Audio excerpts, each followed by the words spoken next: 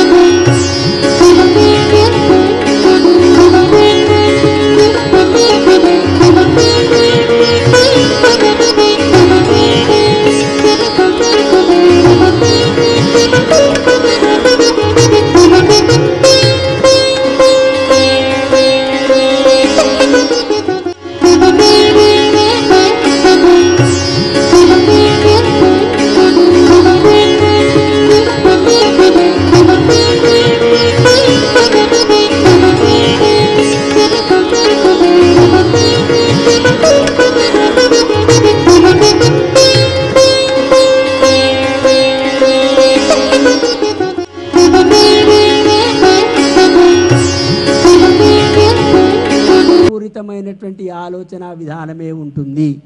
ఎక్కువ శాతము ఉద్రేకాలతో ఉద్రిక్తలతో కాకుండా సమస్యను చాలా సావకాశంగా ఆలోచించేటువంటి పరిణితిని కలిగి ఉండి చాలా ప్రశాంతమైనటువంటి జీవనాన్ని ఈ సంవత్సరం ప్రజలందరూ కూడా గడుపుకోవడానికి చాలా చక్కటి అవకాశం ఉంటుంది. అదేవిధంగా జలధాన్యాన్ని సర్వాణి స్థలధాన్యాన్ని యానిచ వృక్షజాతి సుఫలిత చంద్రే సస్యాధిపతి అన్నారు. అంతే ఈ సంవత్సరం చంద్రుడు సస్యాధిపతి అవుట చేత జలధాన్యాలు కావచ్చు, స్థలధాన్యాలు కావచ్చు, మాగాని మెట్ట పంటలు, నల్లని భూములు, నల్లని వస్తువులు కూడా బాగా ఫలించేటువంటి అవకాశం ఉందట. లోహధాతువులైనటువంటివి పెట్రోల్ కావచ్చు, లోహధాతులు బంగారము, వెండి ధరలు ఏవైతే ఉన్నాయో అన్నీ కూడా ఈ సంవత్సరము మితిమీరినటువంటి హెచ్చుతగ్గులు కానీ మితిమీరినటువంటి పడిపోవడాలు కాకుండా సమానమైనటువంటి స్థాయిలో ఉండేటువంటి అవకాశం కనిపిస్తుంది. రమారమిగా చెప్పాలంటే ఈ సంవత్సరం కూడా గత సంవత్సరం మాదిరిగానే బాగానే ఉంటుంది. మంచి వర్షాలు ఉండేటువంటి అవకాశం ఉంది. మంచి పాలనను కొనసాగించేటువంటి అవకాశం ఉంది.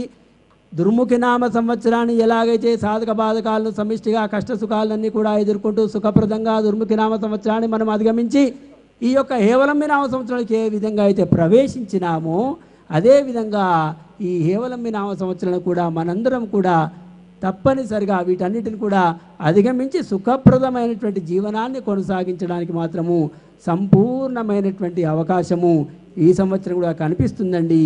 ఇలాంటి మంచి విషయాలు చెప్పడానికి చేతిలో పంచాంగం తీసుకున్నప్పుడు మా మనసులో ఎంతో ఆవేదన ఉంటుంది. ఏం చెప్పాల్సి వస్తుందో, ఎలాంటి చెప్పాల్సి వస్తుందో. ఉగాది పండగ రోజు కదా, అందరూ ఎంతో ఆనందంగా ఎదురు చూస్తూ ఉంటారు. ఎలాంటి బాధాకరమైన విషయాలు చెప్పాల్సి వస్తుందో, మొదటి రోజే ఈ రకంగా ఇబ్బంది పెట్టాల్సి వస్తుందా అనేటువంటి మానసికమైనటువంటి వేదన ప్రతి సిద్ధాంతిలోనూ ఉంటుంది.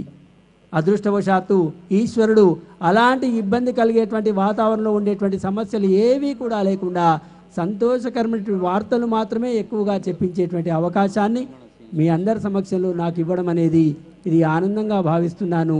సర్వే జనాః సుఖినో భవంతు. స్వస్తి ప్రజాభ్యః పరిపాలయంతాం న్యాయేన మార్గేణ మహీమహిషాః. ఓ బ్రాహ్మణేభ్యః శుభమస్తు నిత్యం. లోకాః సమస్తాః సుఖినో భవంతు.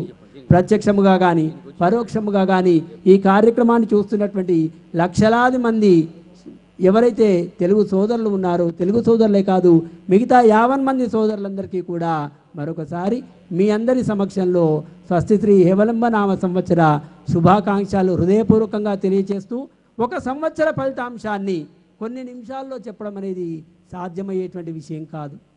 చాలా క్లుప్తంగా 6 నెలల పరిశ్రమ మాది. 6 నెలలు రాత్రి మగలు మేము కూర్చొని పరిశ్రమ చేస్తే కానీ ఈ స్థితి, ఈ పుస్తకం చేతికి రాదు. దీని గురించి మీతో చర్చించాలంటే కొన్ని నిమిషాల వ్యవధిలోనో కొన్ని క్షణాల వ్యవధిలోనో సాధ్యమయ్యేటువంటి పని కాదు. అయినా కానీ సహృదయంతో ఈ యొక్క అవకాశం ఇచ్చి ఆనందంతో శ్రద్ధాశ్రద్ధలతో మీరందరూ కూడా ఇటువంటి కార్యక్రమాన్ని వినిన మీ అందరికీ కూడా హృదయపూర్వక ధన్యవాదాలు తెలియజేస్తూ, పేరు పేరున మీ అందరికీ కూడా హేవలంబి నామ సంవత్సరంలో పరిపూర్ణమైనటువంటి విజయాలు కలగాలని, మీరు ఇంకా గొప్ప స్థితిలో ఉండాలని, మీ యొక్క పాలన ద్వారా ప్రజలందరూ కూడా సుఖంగా ఉండాలని, ప్రజలందరి యొక్క మన్నల చేత మీరు మరింత ఉన్నతమైన స్థితిలో ఉండాలని చక్కటి వర్షాలు పడాలని, ప్రజలందరూ కూడా సుఖంగా ఉండాలని, వ్యవసాయదారుల దగ్గర నుంచి అన్ని వర్గాల వారు కూడా ఆనందంగా ఉండాలని మనస్ఫూర్తిగా పరాశక్తిని ప్రార్థిస్తున్నాను.